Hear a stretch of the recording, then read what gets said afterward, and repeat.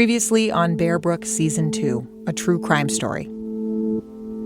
I could point out how Jason's statements were so inconsistent with the undisputed forensic evidence in this case that it was more probable that he was guessing in response to interrogation questions than that he had any actual knowledge. In fact, looking at these inconsistencies, it is shocking that Jason was ever even a credible suspect, let alone convicted. And I do remember being yelled and screamed at. And anytime I answered the wrong way, he'd be like, nope, nope, nope, nope, nope. I remember being so wiped out, I tried to go to sleep under the table. They wouldn't let me. But ultimately, were you convinced that Jason was guilty of the crime? Oh, yeah. He admitted to, if I recall correctly, he admitted to stabbing her at least once. This is a horrible crime. I mean, that's... Yeah, why would you say that if you didn't do it?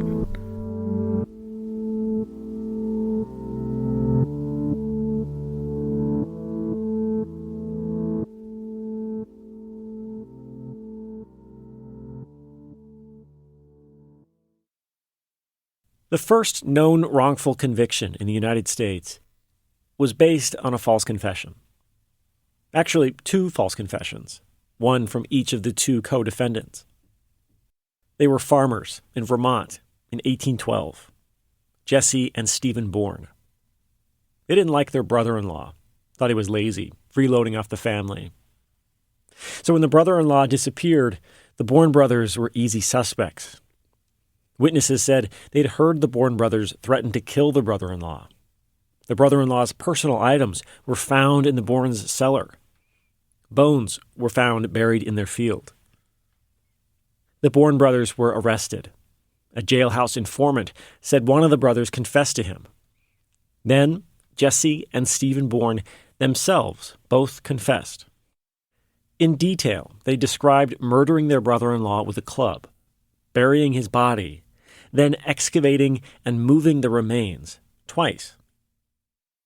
Stephen Bourne was scheduled to be executed on January 28, 1820. Then the brother-in-law arrived in town. Alive. The signs were all there. The bones in the field were dog bones. The jailhouse informant had every incentive to lie about his cellmate. The confessions from the Bourne brothers didn't match with known facts. But confessions are uniquely powerful as evidence goes. And so, for a very long time, it took something like this to exonerate someone who had falsely confessed to murder. A miracle. The victim come back to life.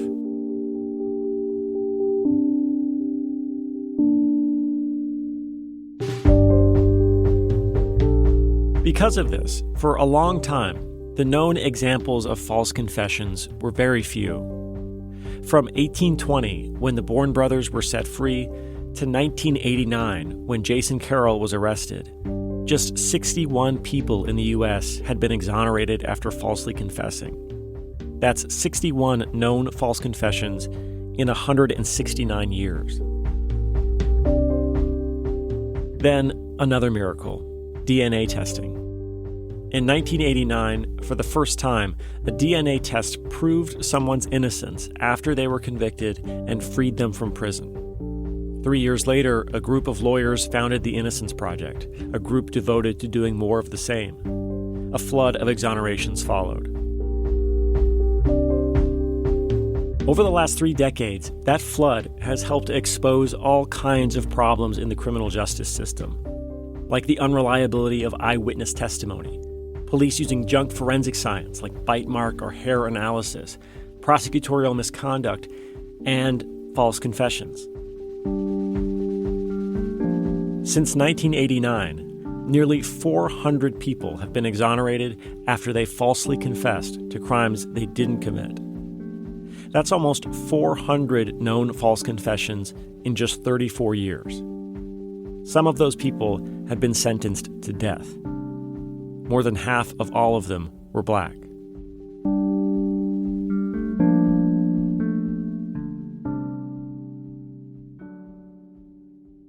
The same year all that began, 1989, Jason Carroll was confessing to murder. Jason's case sits on a bright red line, separating what we used to believe from what we now know about false confessions. And from today's side of that line, the story sounds different. This is Bear Brook Season 2, a true crime story. I'm Jason Moon.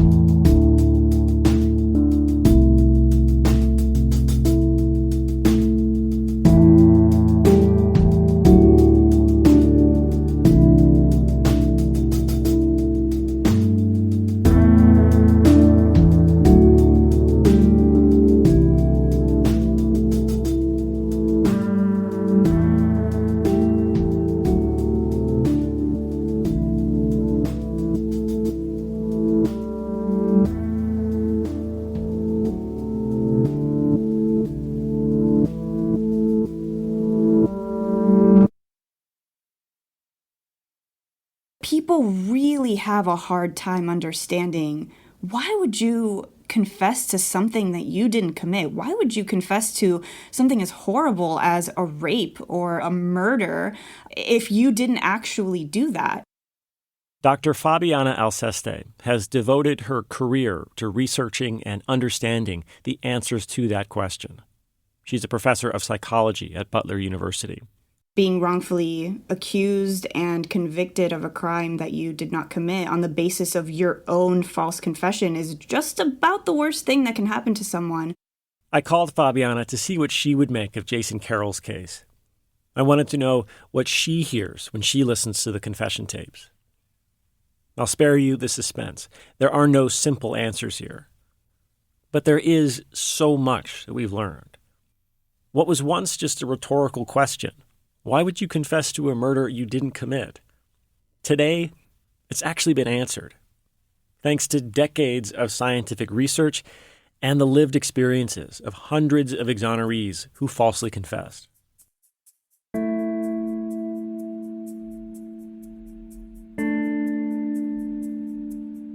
For the last 6 episodes, I've told you about the ways Jason's case was argued over as it happened, with the knowledge and ideas people had at the time. Call it another true crime storytelling choice. I wanted you to hear the arguments the way Tony and Jason's juries heard them. Now, let's run the clock forward 30 years. Let's take a journey into a modern understanding of confession evidence.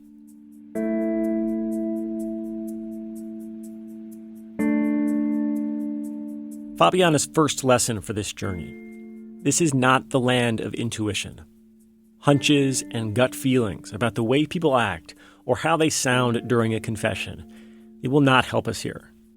It's very, very difficult for anyone to distinguish between true and false confessions. There's one study that illustrates this so powerfully, I haven't been able to stop thinking about it. It's from 2005. Psychologists videotaped a group of incarcerated men confessing to the crimes they actually committed. Then they videotaped them confessing to crimes they did not commit. And they wondered, could anyone tell the difference? They played the tapes for a group of about 60 police officers and another group of about 60 college students. Both groups felt confident they could tell the difference. Both groups were wrong.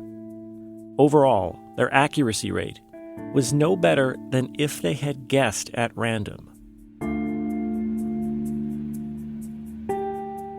The police officers in the study had an average of 11 years of experience. Many of them had been trained in so-called deception detection. But it didn't matter.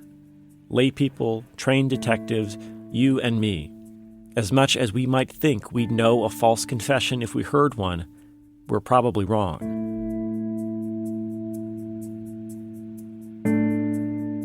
It's very hard to reliably tell when people are telling the truth versus when people are lying, using the kinds of behavioral cues that are kind of in the general zeitgeist. So if I asked you, how do you know when someone is lying, what kinds of things would you tell me to look for?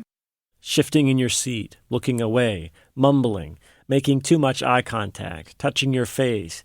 These might be signs of anxiety, but none of these behaviors are reliable ways to tell if someone is lying.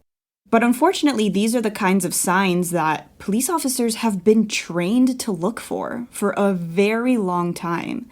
And they're often told in these trainings that these are scientifically proven ways to identify liars when they are just unequivocally not. And in fact, a lot of scientific evidence shows that this is not the way to identify liars and truth tellers. By the way, Fabiana says there is a better way to catch liars. Have them tell the story backwards. People have trouble with the mental effort required to build a false story in reverse.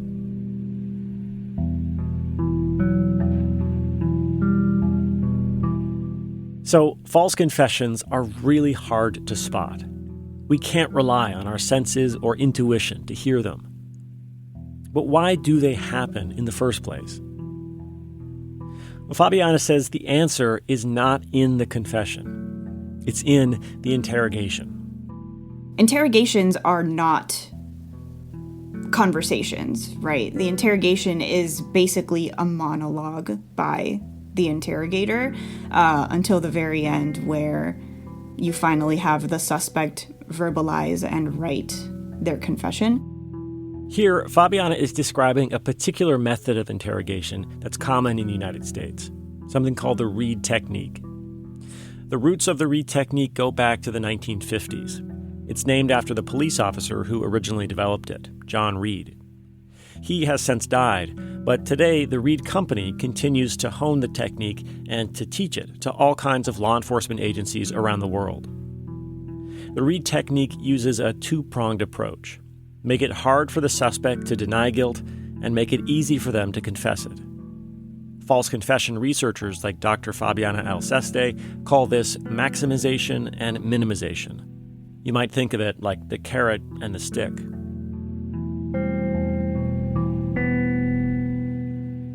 In Reid, the interrogator tells the suspect up front that the evidence already points to them.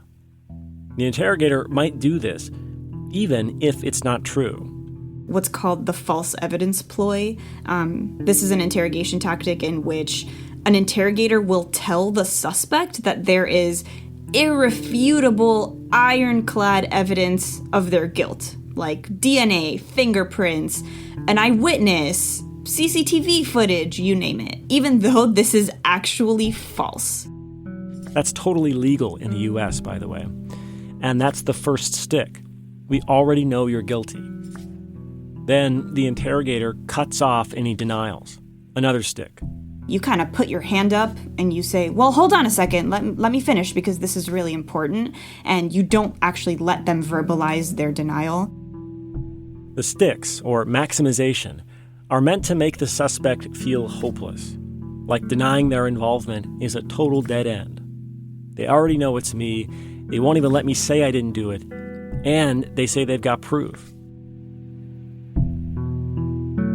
Now come the carrots, minimization. So these could be things like blaming the victim, saying that anyone in the suspect's shoes would have done the exact same thing, saying that the crime was committed on the spur of the moment rather than being planned.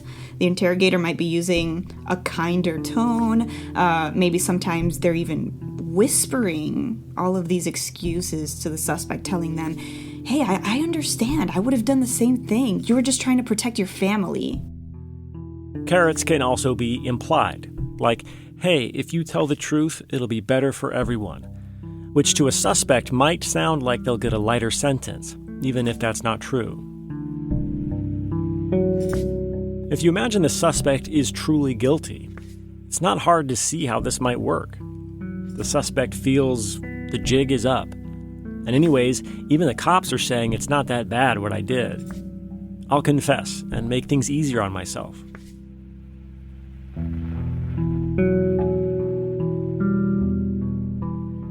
The carrots and the sticks of the Reid technique do work.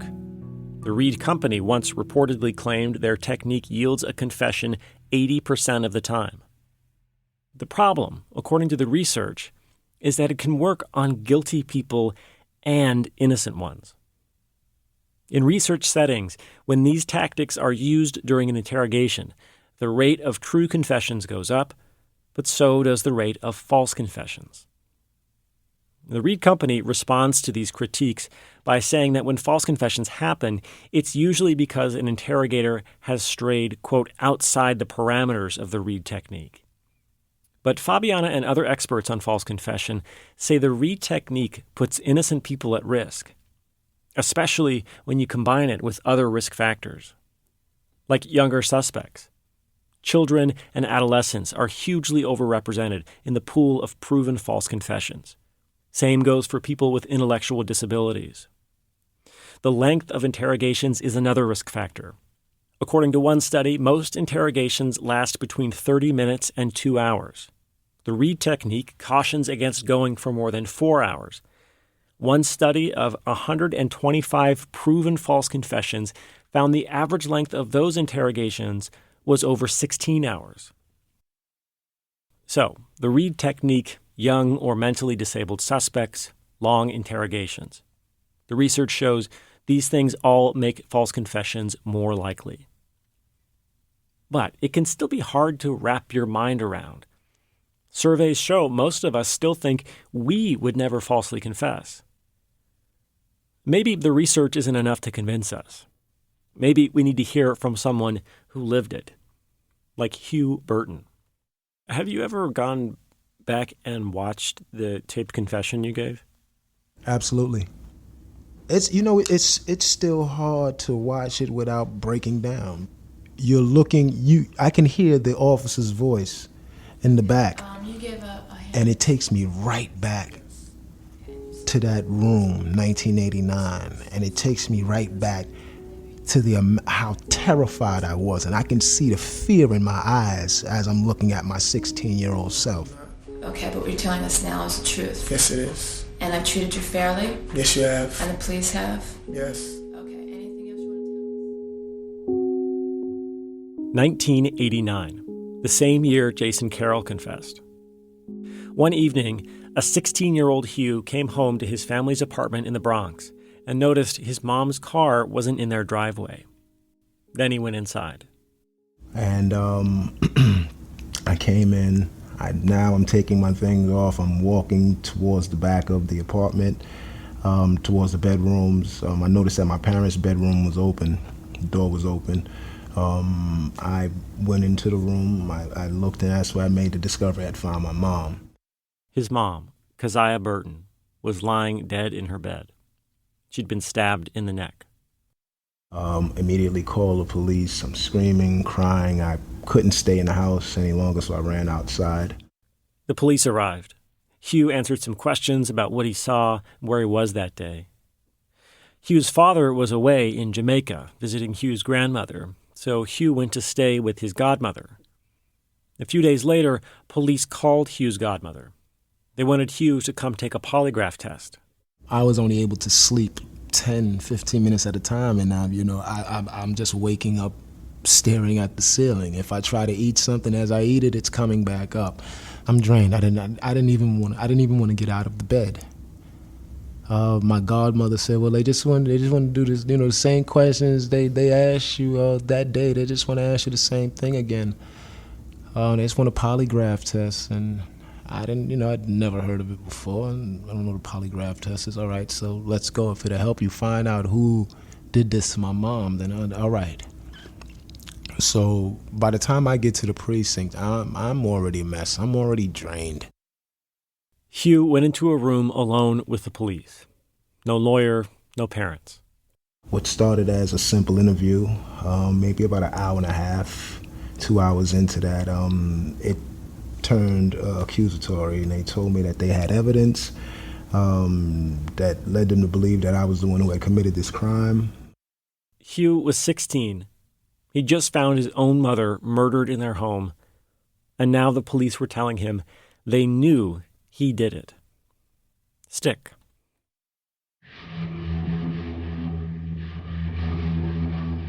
I started crying immediately because I still couldn't process that I just left my mom sitting on the couch and went to school, only to come back and find her murdered in my parents' bedroom. I don't know, I don't know up from down. And in the middle of that, you tell me that we know that you're the one responsible for it. You did this. The more I told them I didn't, the more they told me you did, and this is the only way that this is going to work for you. We know that you didn't mean to do this. We knew this was an accident, but you need to tell us the truth. I'm still telling them, no, I didn't commit this crime. I didn't commit this crime. I didn't do anything to my mom. Hugh was telling the truth. He did not murder his own mother. But at the time, the detectives were following a hunch, a theory of the case that later turned out to be based on a mistake. When police first spoke to Hugh the day of the murder, he told them he went to school as normal. But when the police checked with his teacher, she incorrectly said her attendance records showed Hugh was absent that day. So it looked like Hugh was lying. The theory was that I owed a local drug dealer money, and I tried to pay with my mom's car, and I left the keys for this drug dealer, and he's the one who took the car. The interrogators believed Hugh's mother confronted him about the car. They figured Hugh was high on cocaine, the argument escalated, and in a rage, Hugh accidentally killed his mother. After hours of telling 16-year-old Hugh Burton they know he's guilty and cutting him off when he denies it, the interrogators have succeeded in pushing him to the point of despair. The sticks, the maximization, it's worked. They continued with this over and over and over again. And in my 16-year-old mind, it seemed like an eternity. I felt that I could not leave, although no one told me you can't leave. I was made to feel as if I could not get up and walk out of the interrogation room. Now the carrot, minimization. They then began to tell me that, look, just tell us that you committed this crime because, again, we know this was an accident. And if you do, we'll take you to family court where your dad can come and pick you up and you can put all of this behind you.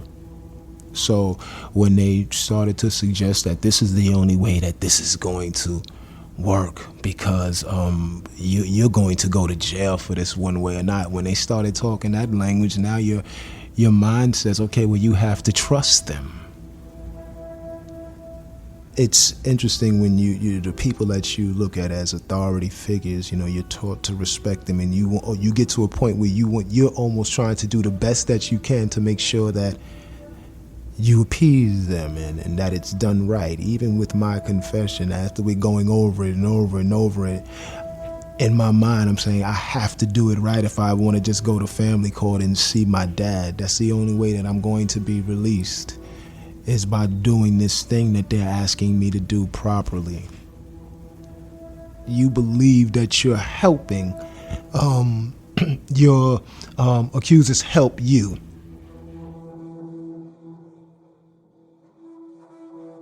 Hugh started to play along with the detective's questions. And remember, the police already had a theory of what happened here. And so they asked Hugh questions based on that theory. And this is really important because it helps explain one of the most puzzling parts of false confessions. Here's Fabiana again. False confessions aren't just someone breaking down and saying, I did it, right? They're actually pretty often rich, detailed narratives. They have statements of motive, they have apologies, they have timelines, they make references to the thoughts and feelings of the confessor, of the victim, of the things going on around them when they're committing the crime. They sound like stories that come from a person's memory.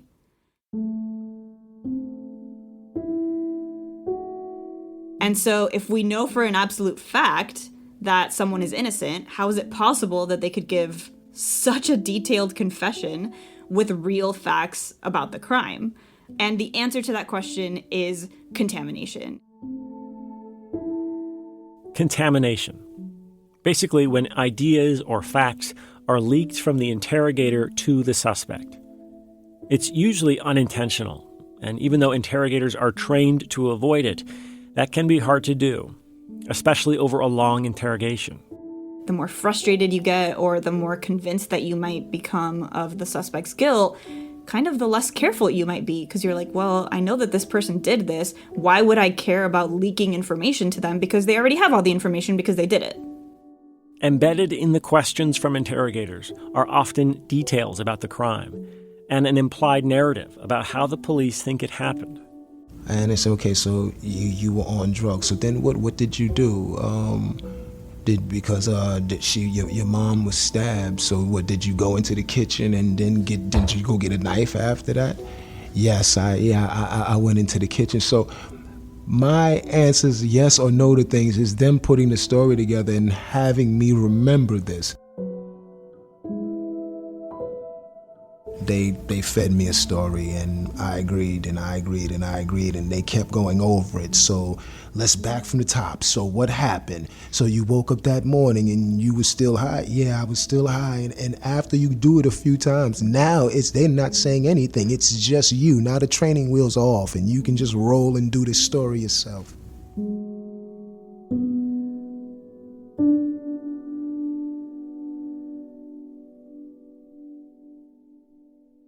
Contamination in interrogations can be hard to detect, especially when the interrogation itself is not recorded.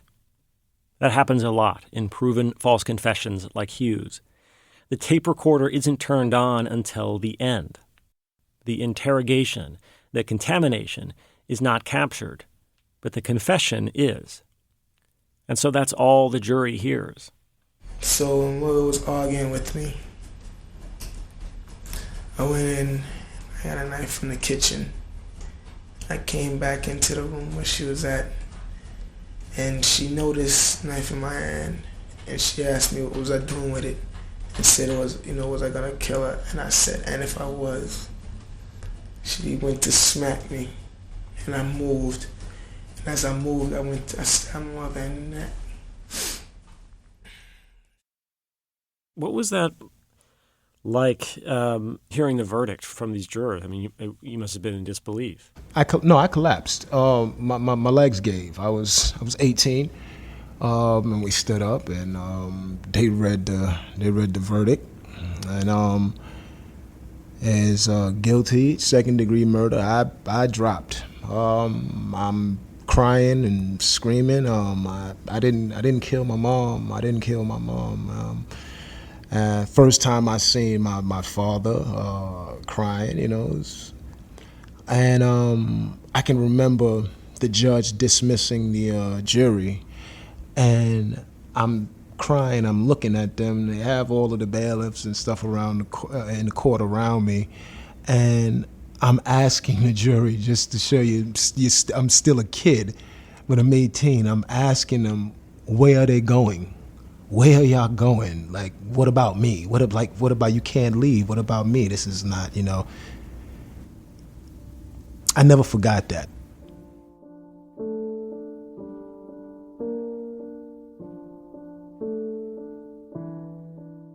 I couldn't believe that someone would actually think that I could harm my mom. The shock of that, like, you actually believe that. It was a lot. That day was a lot.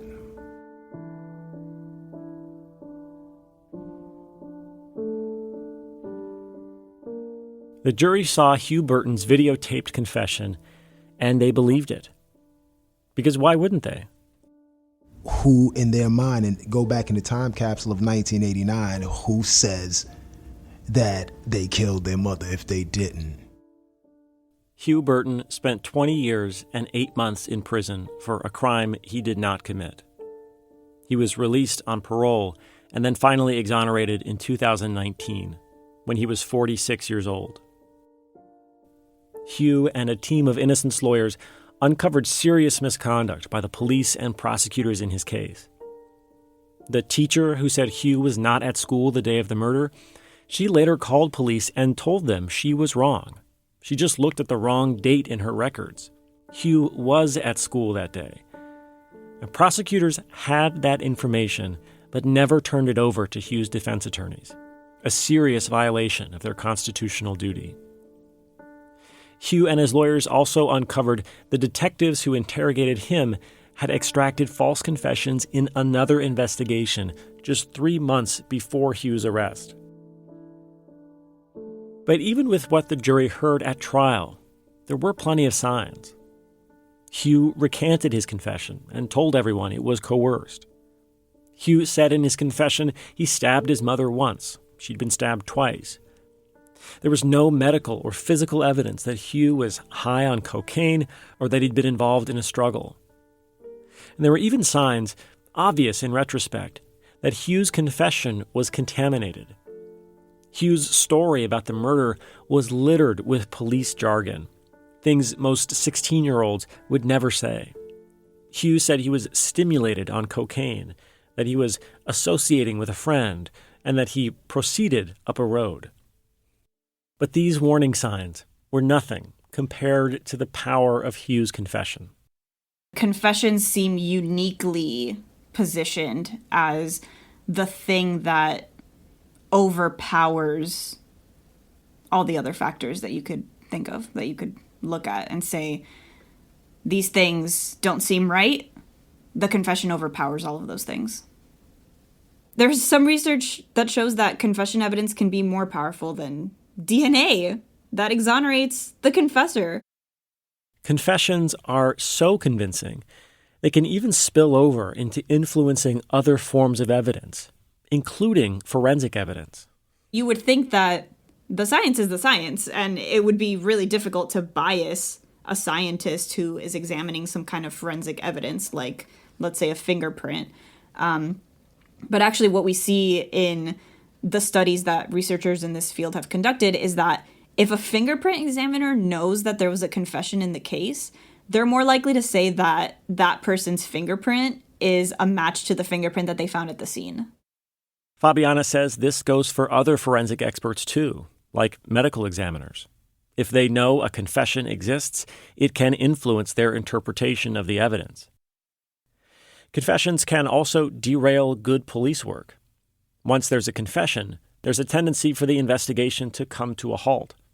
We found the guy. He confessed. What's left to do? 6 days after Hugh's confession, police pulled over a man driving Hugh's mother's car. This man lived downstairs from Hugh's family. He had a violent criminal history. He was driving the victim's car. But police already had their guy, someone who'd confessed. The man who was driving Hugh's mother's car died before Hugh's trial. No one, besides Hugh, was ever convicted for Keziah Burton's murder.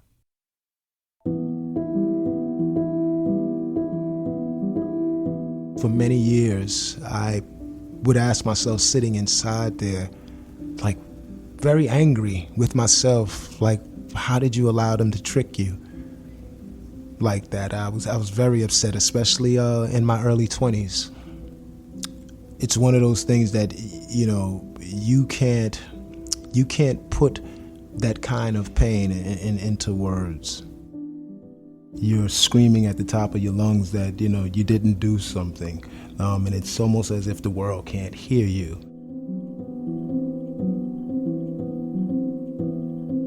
Once Hugh was exonerated, the world did hear him.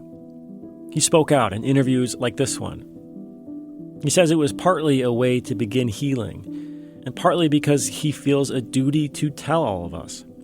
This can happen. This does happen. Today, Hugh continues to speak out and to move on with his life. In prison, he picked up long-distance running as a way to cope with the pain.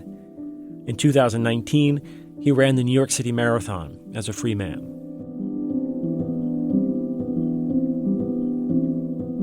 The experience of exonerees like Hugh Burton and the research of psychologists like Dr. Fabiana Alceste have opened a new world of understanding about how and why false confessions happen. In fact, according to the legal clinic that helped exonerate Hugh, his case marked the first time a court ruled that new understandings about false confessions can constitute newly discovered evidence of actual innocence.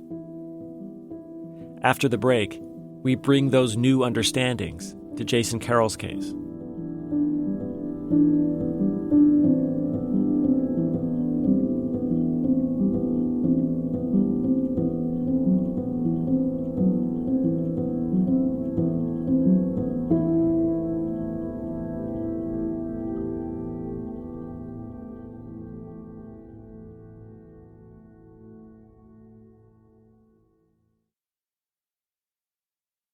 I asked Dr. Fabiana Alceste to review the confessions in Jason's case, the only real evidence against him. Here's what she saw. 5 red flags in Jason's interrogations. 5 things that the research shows makes a false confession more likely. The first red flag, the length of Jason's interrogations. Over 4 days, police interrogated Jason for a long time. Just how long depends on how you count it. Police actively questioned Jason for at least 13 and a half hours over 4 days. 5 hours the first day, about 6 hours the second day, and then more sporadically in the following 2 days. But if you count up all the time that Jason was with police as part of the overall psychological burden he was under, the number is 24 hours over 4 days. The longer the interrogation goes on, you see more and more false confessions. The second red flag, Jason's age. Jason was 19 at this time, but so legally he wasn't a minor, but we still would classify him as an adolescent. He's still a person at this point in time where his brain has not fully developed. Of all people in the U.S. who've been exonerated after falsely confessing to murder, their median age at the time they were interrogated was 20 years old. Red flag number 3, Jason's mom, Karen Carroll. Fabiana says Karen's aggressive involvement in Lammy's interrogation of Jason supercharged the carrots and sticks. Karen made it even more stressful for Jason to deny and repeatedly communicated that confessing was the only good outcome.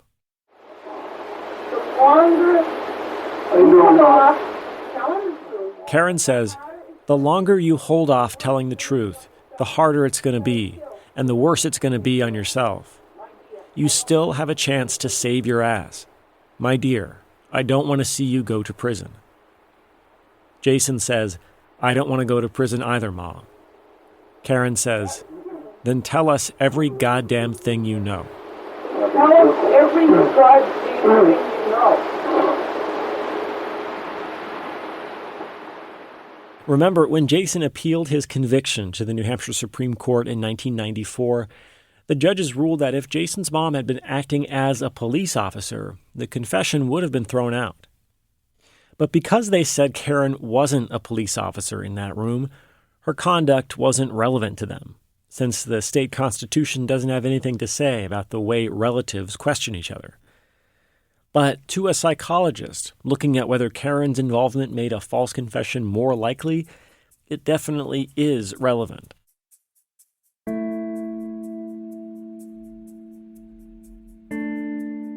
Red flag number 4, maximization tactics, the sticks. Jason's second interrogation especially is full of them. So they say things like, the jury will tear you apart if you're not telling the truth here. They repeatedly tell him that he's not telling them the whole truth and that he's holding out on them and that they know that for sure. And the 5th red flag, contamination. So we do see the interrogators revealing key details to Jason. And then sometimes almost immediately after that, we see Jason incorporate those details into his story. We're going to spend some time on this red flag because Jason's knowledge of certain details about Sharon's murder was a big point of contention at his trials. Remember, the state argued Jason could only have known so much if he was actually involved.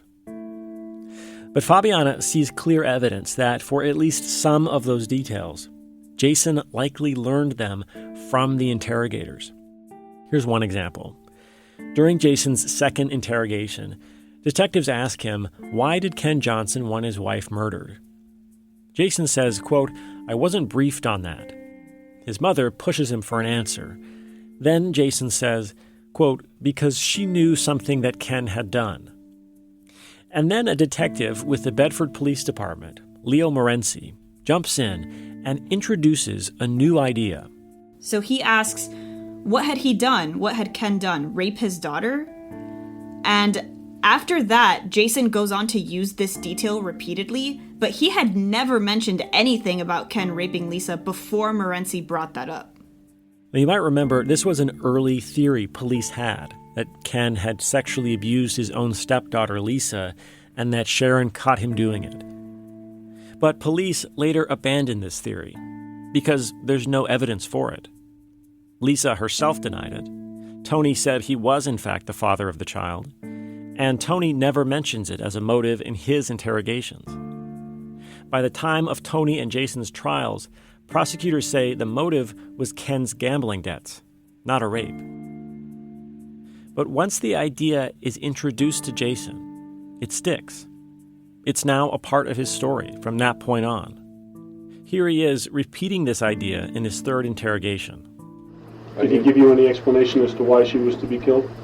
He had told me that she had caught Johnson raping his daughter and doing some other heard about some very other criminal acts.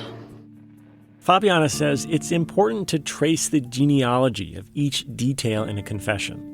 Is it something that the police had already thought that in their theory before they even questioned anyone? Is it a new theory that arose out of the questioning of one of the suspects or witnesses?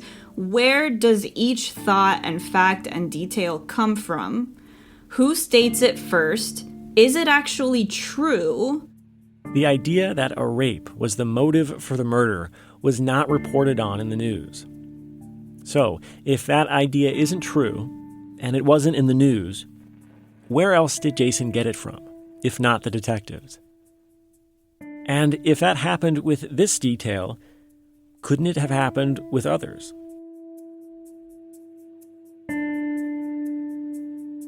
If you trace the origin of other important details in Jason's confession, you see a similar trajectory.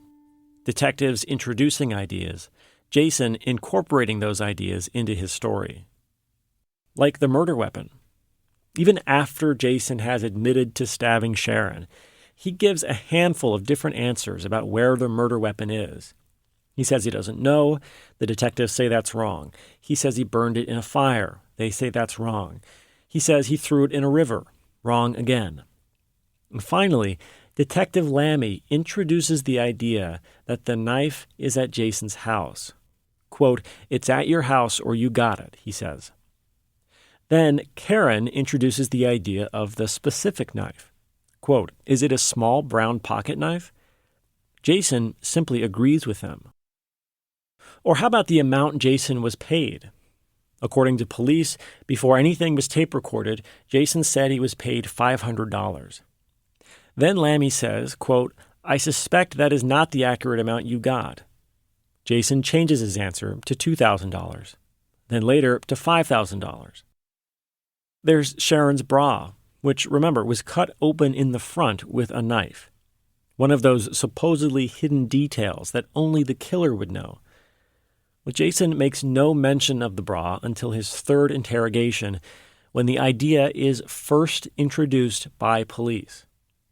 And then, when Jason gets the answer wrong, he says the bra was unsnapped, listen to the detectives give him multiple choice answers to try and help him match his story to the evidence.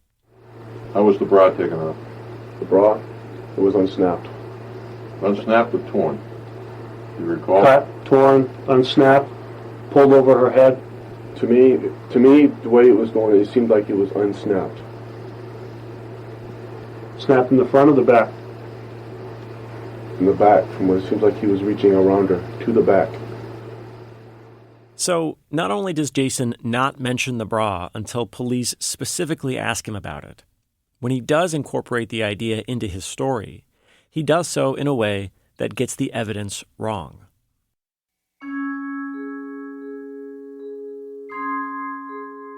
There's even evidence that detectives were willing to show Jason pictures of the crime scene. It happens during the interrogation with his mother. Near the end of the tape, after Jason already said he stabbed Sharon, Lammy asks Jason about Sharon's rings. You might remember Sharon's rings were found lying on the ground at the construction site. Lammy says, "Who took the rings off her hand? You haven't told us anything about that. Why didn't you tell us about that?" Jason replies, "Because I didn't know of any rings being on her hands." Lammy says, "Well, they were on her hands. Who took them off? You were there. Think clearly. Think clearly now. They were found on the ground. Who took them off, and why were they off?" And then Lammy asks, presumably of one of the other detectives, if they have a picture they can show Jason. And from that moment on, the rings are part of Jason's story.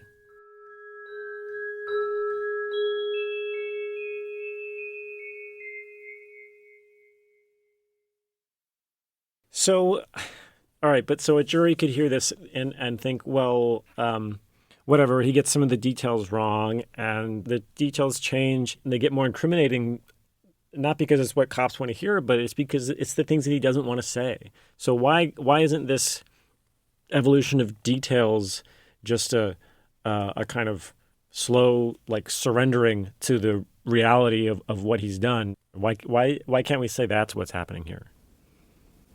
I think the hard part is that we can't say that that's what's not happening. We can't prove just by analyzing what is going on in the interrogation. We can't prove that this is a false confession just by anything that he has said or that the interrogators have said. All we have are the red flags. All we have are the red flags and what they amount to and how they interact with each other. They provide a reason to be skeptical of these interrogation practices and the confessions that resulted from them. After all this, we're back to the original problem of false confessions. They are so hard to detect. Even for the interrogator. Fabiana says they often do not realize they're planting the details of a false story. The majority of police officers and interrogators and detectives out there, when they're interrogating someone and they are getting a confession and they are contaminating and they are making this person rehearse the confession over and over again, it's because they really think that the person did it. And so that is not always the case. I can point to some very specific people and instances where there have been setups by the police and the police knew that they were taking a false confession. And I think that that is rare. I think that that is the exception. Fabiana says the problem here is not about the intentions of individual interrogators. It's bigger than that. In 2012, the Attorney General for the state of Nebraska apologized and offered $500,000 in taxpayer money to a man who'd been wrongfully convicted. Beryl Parker had been coerced into a false confession in 1955 by a detective named John Reed. The most commonly used interrogation technique in the U.S. is named after a detective who extracted a false confession. The system, the culture that our detectives live in and are made to operate in sets them up for this specific kind of failure of not being able to realize that there's an innocent person in front of them because it is so guilt presumptive. It is such an accusatory and confirmatory process. And so I think that they're just doing what they have been trained to do. They are doing what their police departments have done for decades and decades and decades.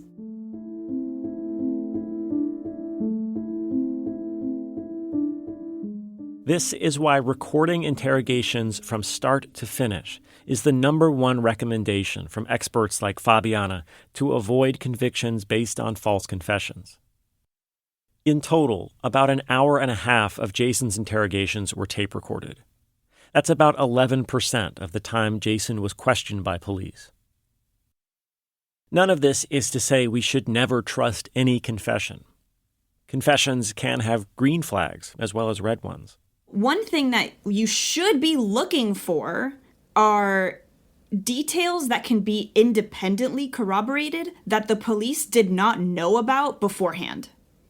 So if a confession leads the police to new evidence, that's a good sign that this might be a true confession. For instance, if Jason had led police to the location of Sharon's shirt or her pocketbook, which were never found, it would have been strong evidence he was telling the truth. But Jason didn't. In fact, there's not a single verifiable fact that comes from Jason's confessions that police didn't already know about in advance. In criminal trials, the standard for convicting someone is beyond a reasonable doubt. It's the highest burden of proof in our court system. It's also notoriously vague. What makes a doubt reasonable? And what if doubts that seemed unreasonable in the early 90s become reasonable 30 years later with new science? What do we do then?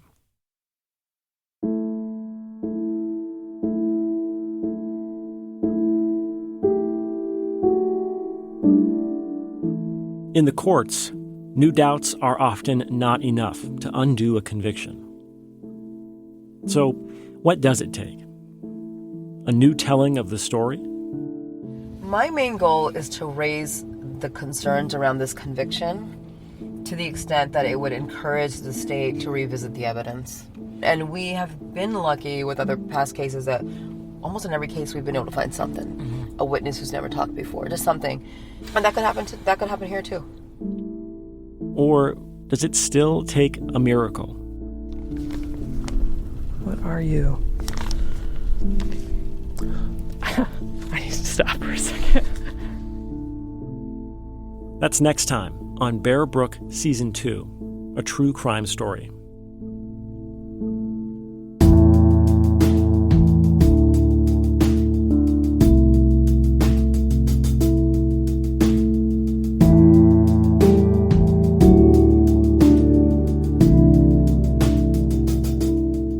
Special thanks this episode to all of the scientists and lawyers whose work we relied on.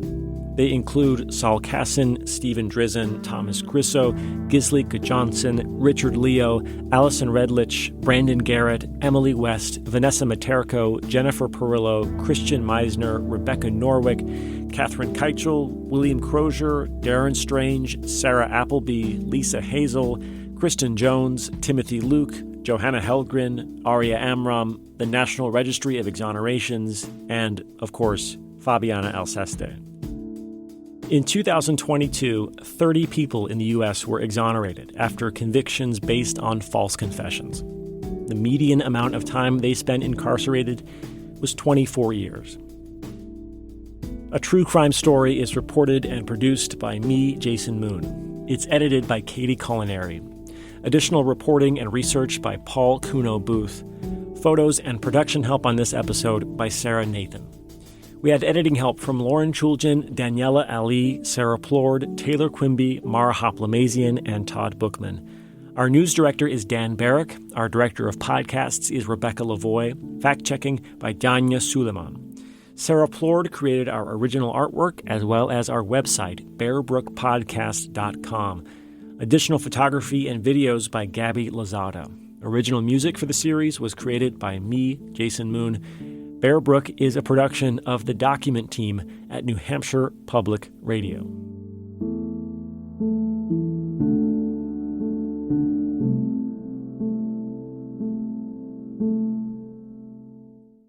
Hello, this is Jack Wilson, the host of the History of Literature podcast.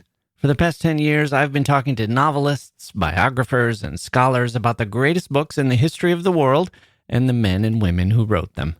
Like our recent episodes on Dante and Love, a starter pack of 10 Indian classics, the pop culture that influenced Sylvia Plath, and a talk with scientist and novelist Alan Lightman about the wonders of nature. Join us at the History of Literature podcast, wherever you get your podcasts.